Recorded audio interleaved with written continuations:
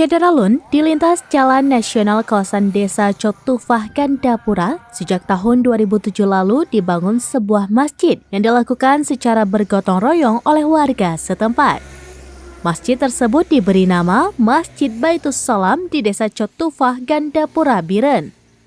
Ketua Panitia Pembangunan Masjid setempat, M. Nasir Adam, mengatakan masjid didirikan tahun 2007 lalu di atas tanah wakaf dengan kegiatan gotong royong masyarakat dengan sistem shift sesuai kebutuhan.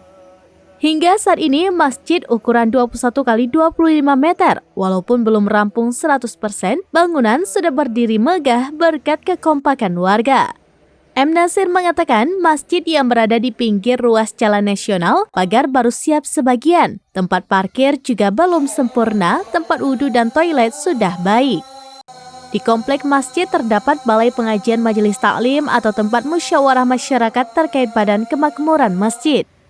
Kelanjutan pembangunan masjid agar lebih sempurna baik pagar, parkir, dan beberapa hal lainnya, kata M. Nasir Adam, membutuhkan biaya lebih kurang 4 miliar rupiah lagi.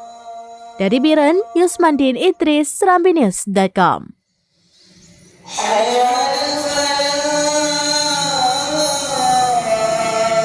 Download Tribun X sekarang, menghadirkan lokal menjadi Indonesia.